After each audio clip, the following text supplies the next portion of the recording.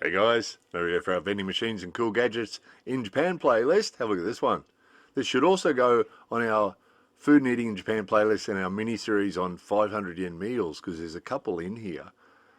So there's sort of ramen, there's takoyaki, so octopus balls. See, that's only 390 yen for those octopus balls. That's pretty good. Ramen.